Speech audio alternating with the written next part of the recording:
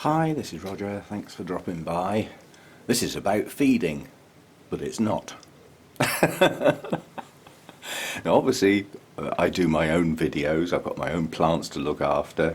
I've got stuff out in the garden I need to look after. I've got stuff to do all day long, and I manage to put a video up each day. Some are short, some are long. But I also watch other people's videos. I do get some time, and I allow myself some time to look round and see what others are up to. And I'll openly admit that one of my biggest influences on how I'm looking after my orchids is Rick. And Rick's just put a new video up after quite a long gap, and it's a beauty. I recommend everybody goes and watches it. But make sure you look at it properly. Yeah? Look at what's going on. Don't just think, oh, I need to do that, because that's not necessarily so. Now, Rick's got a big collection of varied orchids. So have I. So have lots of other people's. But remember that environment, yeah? And one of the most important differences, not across the board, but differences to some of my orchids, the way I'm growing, is I'm growing in organic media, virtually across the board, yeah? Rick isn't. Our common ground are our mounts, yeah, where they're the same. They're growing on a piece of dead wood, yeah, not live wood, dead wood, because that's all we can do.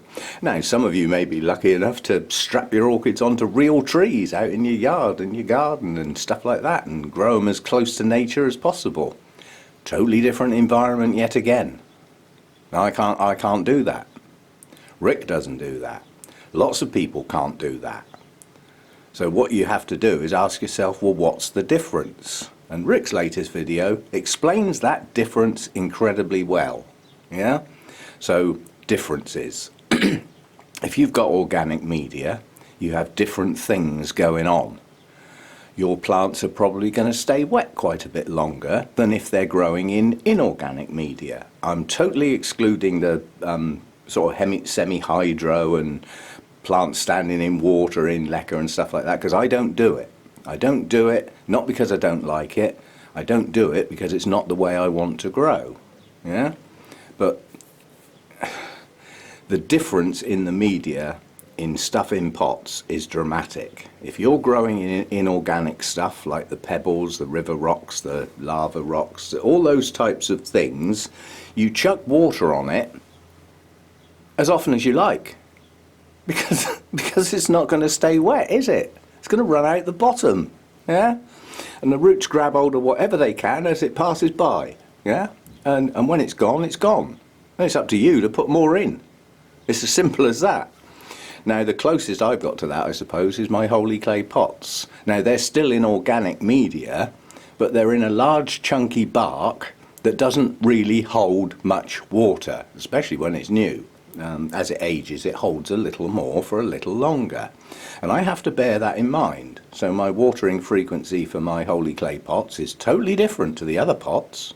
Totally different. Because they dry much faster. Yeah?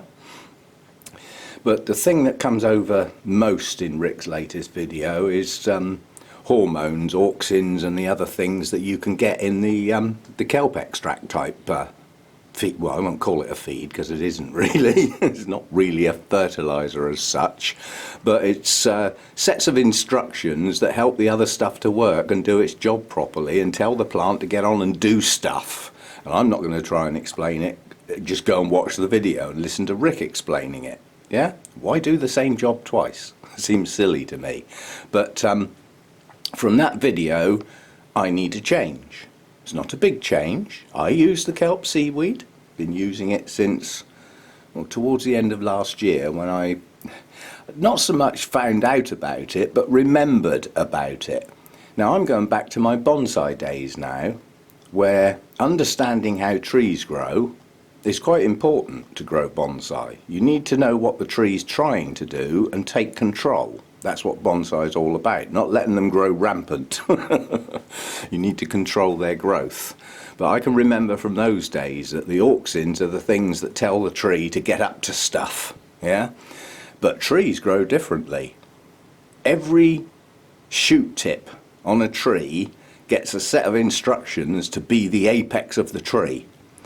And what it does is it inhibits bud growth lower down to enable that growth to take place towards the light, spreading out sideways to get more light, maximize the photosynthesis process. Yeah, that's how trees work. But they're using the same set of instructions, just slightly differently. And in bonsai, if you want your dormant buds to grow, you take the tip out. Yeah? And by taking the tip out, you remove that concentration of auxins inhibiting them, and they burst into life. And then the auxins find their way round and start giving another set of instructions to those new growths. But it's control, that's all it's about. So the thing I need to change is not dramatic. I'm already using the kelp and everything, but I'm not using it every time. I was only adding it once every couple of weeks when I remembered, basically. So what I need to change is add much, much smaller amounts, but almost every time. Not every time, but quite a lot more frequently, to just get those hormones into the plant and tell it to do stuff, tell it to get new roots going, tell it to grow new growths and everything like that. So it's a slight change. And I like slight changes. I don't like major major upheavals. But when you look at Rick's analysis of what he's feeding, nicely written down, yeah, make sure you look at what's going on there. Have a look at the main fertilizer he uses. Does that look like yours? And the answer's probably not. And he's chosen that one specifically because it gives him control. Notice that first number, the N, the magic nitrogen. And his basic feed hasn't got much in there at all, has it? That allows him to control that number. So by adding his calcium nitrate in, he has control over the amount of nitrogen. The calcium's there for backup, basically. If you stuff loads of nitrogen in your plants, you'll get wishy-washy growth. You'll get lots, but it'll be wispy. It won't have the strength in it that it needs. That's what the calcium helps do. So that's why he uses what he uses. It's a form of control. And I mean, I don't know the full analysis of that Jax, but I know that one was chosen deliberately, because I think they do another one with a more even set of NPK, in other words, a much higher nitrogen level. Rick doesn't want that one. He wants to take control of that element, the growth element of his feed. And I understand why. I had a very long chat with Rick last year about two-stage nutrients, and it took me a while to get my head round it. Now, I can't really do that because my MSU fertilizer already has quite a high nitrogen content.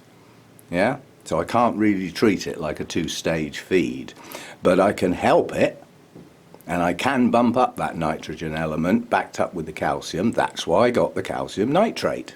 Yeah, that's the stuff. Yeah, and that's feed. That's a feed. When you look at your Epsom salts and your other type stuff, they're more like supplements. Yeah, because your basic feed should already have that stuff in it. Now, I've got some magnesium sulfate now. You can call it Epsom salts if you like, but I like to give it its chemical name. Otherwise, it sounds like I'm using the stuff you put in your bath, which is not quite the same thing because it's often scented. But yeah, I mean, I use Epsom salts, magnesium sulfate, but again, I'm using that on occasions added to my normal feed. On occasions. Well, again, perhaps I need to add less, but a little more often. Yeah? These are all experiments. I got no guarantee things are going to dramatically change, but understanding why I'm doing it is the critical point. I'm not just copying, because it's been explained, and I don't need to go away and do research on that, because it's already been done. And I know that for a fact. So I can just believe it. And I like it when that happens because it doesn't happen often. But in that arena, I know the work's already been done and the understanding's there and the explanation is simple. So, you know, I'll change a little bit on what I'm doing, and I may see a difference. I'm hoping I do. I mean, I've got some things that I could never expect to grow any better. They're doing, as far as I can tell, the best they can do for that plant type. Yeah, that particular species in that particular genus.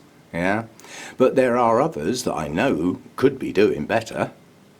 And I have got some weak, wishy-washy plants in amongst my collection. And perhaps some, what are relatively minor adjustments, could actually pick those up and get them going. Yeah? And there's no reason why they shouldn't be able to do that.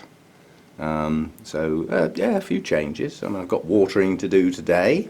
And looking at my historical records that I keep, I know what they've had over the past, I think I go back 4 or 5 waterings.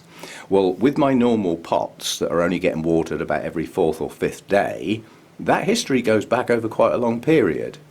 And adjusting how they get fed, it's not that easy, because they don't get fed and watered that often. They would stay too wet. They're in organic media. So the adjustments take a lot longer to show their effects. My holy clay pots would show their effect quicker, because they get fed and watered more often. My mounts should show an effect almost immediately, because they're getting watered most days. Now, yesterday they didn't get watered properly, they got a spray. And I still say that that doesn't quite get as much water in there as a flipping good soaking does. But I had other things to do yesterday, and to do a proper watering was more than the time I had. So a spray's better than nothing. So they just had clean water yesterday just to keep them hydrated. That's all they had. That's why some of them are still down there. They haven't been put back yet because they were dripping everywhere.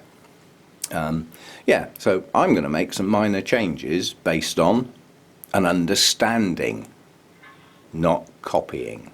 Yeah, and I think that's important.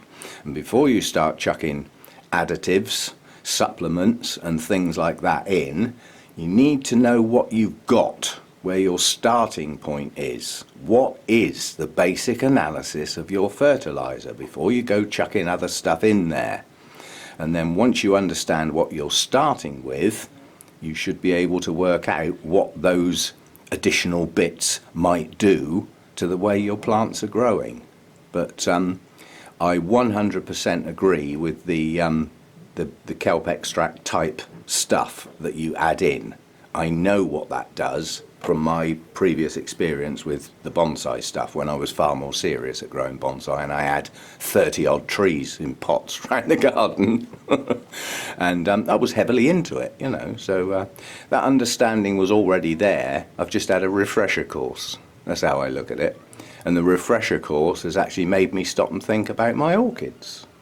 And so I'll apply some changes. So just a chatty one. But I do recommend you go and watch the video, but make sure you look at it properly.